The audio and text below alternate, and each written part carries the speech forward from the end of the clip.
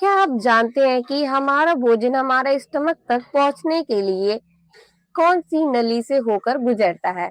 ठीक है, तो चलिए समझते हैं। इस वीडियो लेक्चर में आज हम पूरा कवर करने वाले हैं ग्रसनी, फेरिंक्स यानी क्या होता है, एंड ओसोफेगस यानी कि खाद्य नली क्या होती है, उसका क्या कार्य होता है। ठीक है, तो चलिए समझते हैं। ग्रसनी, जिसको हम सामान्य भाषा में गला भी कहते हैं, यह कैसा होता है, इसका आकार कैसा होता है? ये कीट के आकार की एक नली होती है जो हमारे नाक और मुख गुहाओं को स्वर यंत्र और ग्रास नली से जोड़ती है। क्या करती है? स्वर यंत्र और ग्रास नली यानी कि मुख गुहाओं को स्वर यंत्र और ग्रास नली से जोड़ती है।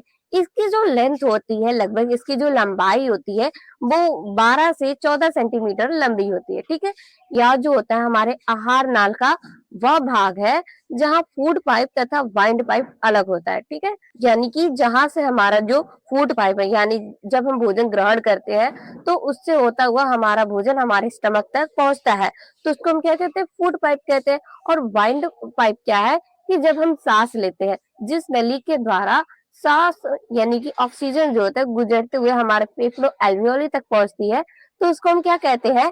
वाइंड पाइप कहते हैं। और ये दोनों एक दूसरे से अलग है। किस प्रकार अलग है, चलिए समझते हैं। अगर आप लोग को वीडियो अच्छी लग रही हो तो चैनल को सब्सक्राइब कीजिएगा।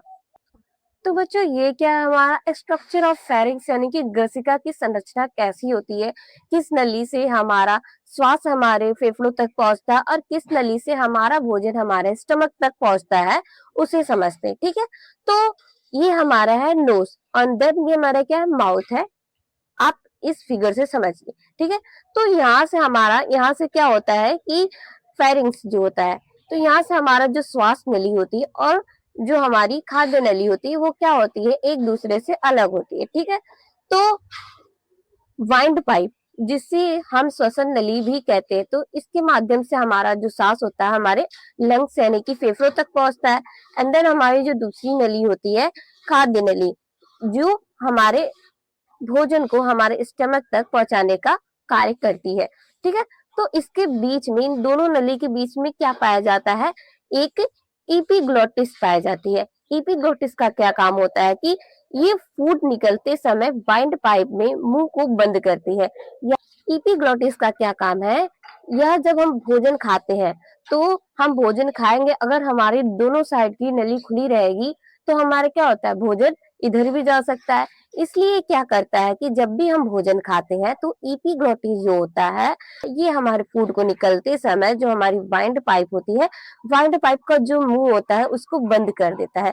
ये वाइंड पाइप का जब मुंह बंद कर देगा तो हमारा जो भोजन है तो वो स्टमक तक पहुंचेगा। नहीं तो अन्यथा क्या होता है, अगर कभी कभी हम खाना खाते हैं तो हमारा भोजन जो होता है, कभी कभी क्या होता है, हमको खांसी आने लगती है। तो हमें वो खांसी क्यों आती है? क्योंकि हमारा भोजन हमारी इस नली से कभी कभी क्या होता है? चला जाता है।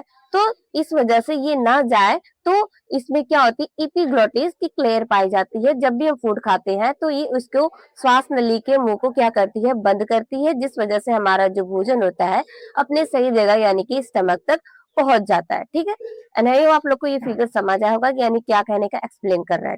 नेक्स्ट हमारा आता है, जो हमारा मेन पॉइंट है वो क्या है?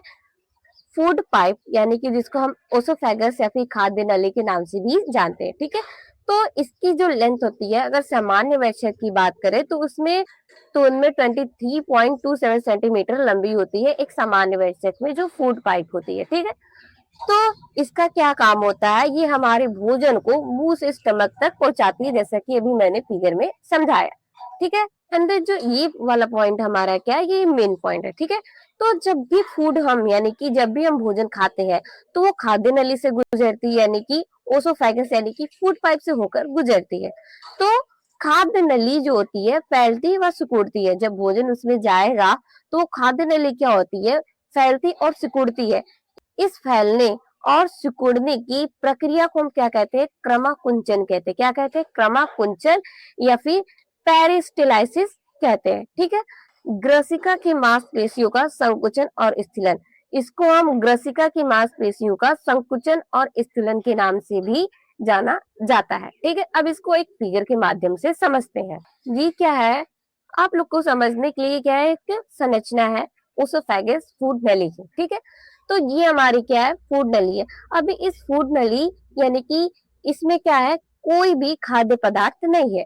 वही अगर हम इस वाले फिगर की बात करें तो जब भी हम भोजन यानी कि जब भी हमारा फूड हम खाते हैं, भोजन जब भी हम खाते हैं तो हमारी जो ओसोफेगस यानी कि जो फूड पाइप पाइप होती है तो उसमें क्या होता है, संकुचन और स्थिलन।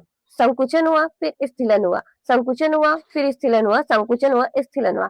इस प्रकार से हमारा भोजन हमारे स्टमक तक पहुंचता है और इसी संकुचन और स्थिलन के प्रोसेस को हम क्या कहते हैं, पेरिस्टलाइसिस यानी कि क्रमाकुंचन कहते हैं। ठीक है, तो आई होप आप लोग को ये फिगर समझ आया होगा।